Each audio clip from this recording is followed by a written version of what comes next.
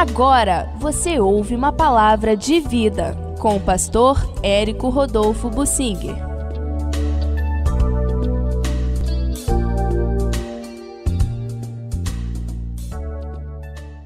Eu quero ler Oséias capítulo 9.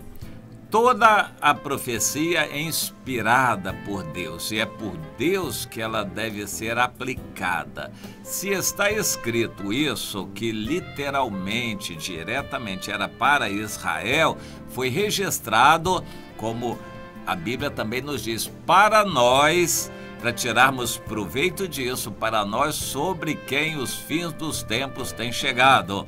Então essa palavra precisa ser interpretada e recebida e aplicada a nós também. Oséias capítulo 9, a partir do versículo 7. Chegaram os dias do castigo, chegaram os dias da retribuição. Israel saberá, o seu profeta é um insensato. Deus falando.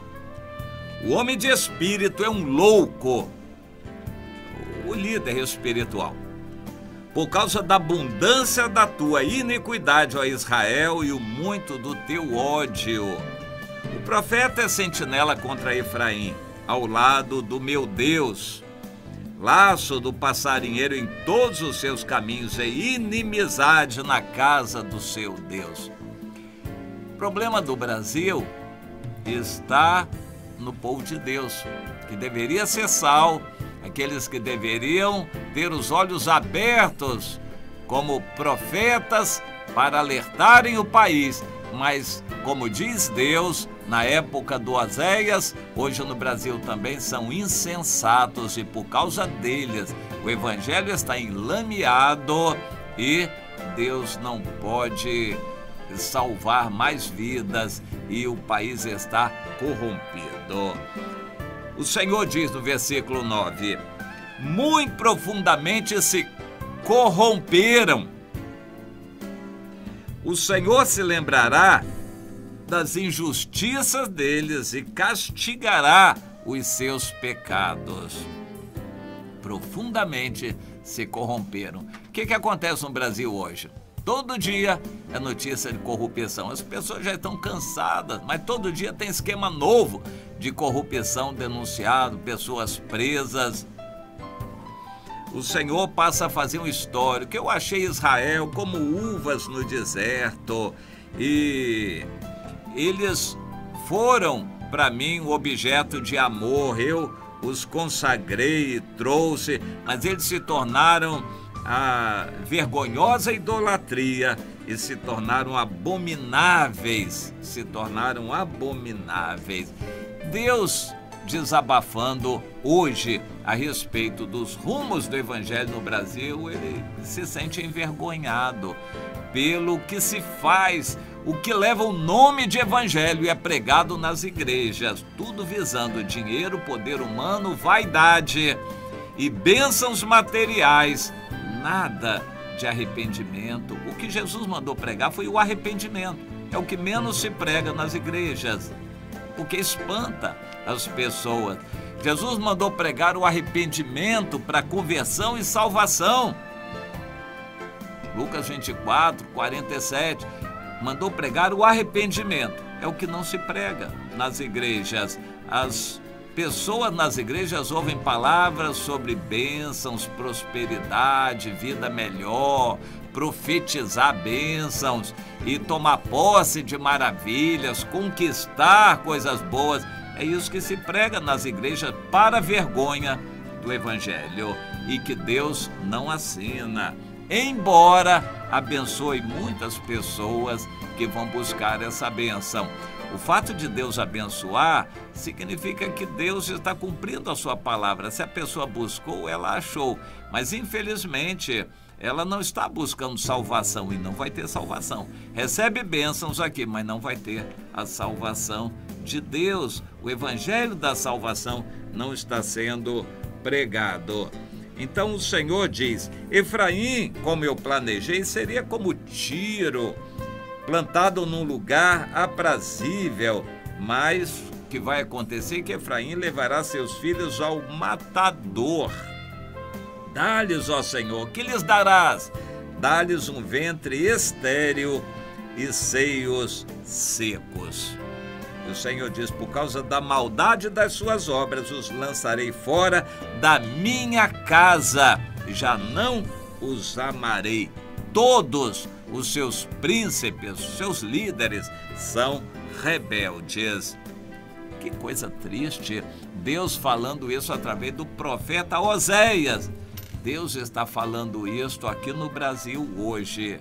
Eu fico triste, sobrecarregado para dizer uma coisa dessas. É muito triste a gente falar dessas coisas.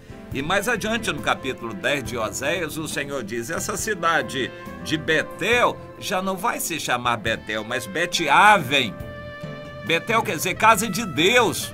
A minha casa será chamada casa de oração para todos os povos. Hoje é casa de comércio religioso e de política. E Deus diz: vai se chamar Bet-Aven, que quer dizer casa de iniquidade, que é o que se pratica nas igrejas.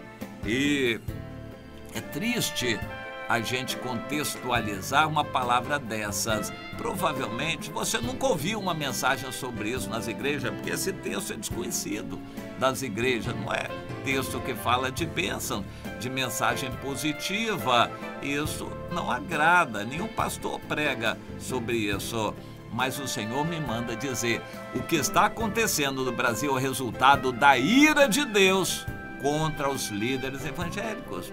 Principalmente o povo todo evangélico é responsável. O povo que deveria salgar o Brasil não salgou. O país está nessa corrupção que está por falta de sal. O povo evangélico tem se omitido, tem se acovardado, tem se vendido e tem preferido buscar bênçãos humanas, materiais, poder humano e correr atrás das coisas materiais, como é o que se está vendo. É muito triste ver ainda enganados os líderes, e o Senhor diz: a mão de Deus vai continuar pesando. Na crise do Brasil, quem mais sofre são os evangélicos. O índice de desemprego é maior entre os evangélicos. O índice de assaltos é maior entre os evangélicos. E o índice de enfermidades, todas elas, entre os evangélicos, é maior. É a mão de Deus pesando para despertar o seu povo ao arrependimento. E como Deus diz em Amós, no capítulo 4, eu fiz tudo isso, mas vocês quebraram o galho, correram atrás de soluções humanas, se viraram para cá e se viraram para lá, mas não me buscaram. Portanto, eu continuarei. Deus diz em Amós, no capítulo 4, eu continuarei a fazer isto. Eu continuarei com o que eu tenho feito no Brasil hoje. Vou continuar para que o meu povo se volte para mim. É a palavra que Deus nos deixa em Amós, no capítulo 4. Volta-te para o teu Deus, Israel, porque pelos teus pecados estás caído. Assim continuarei a fazê-lo.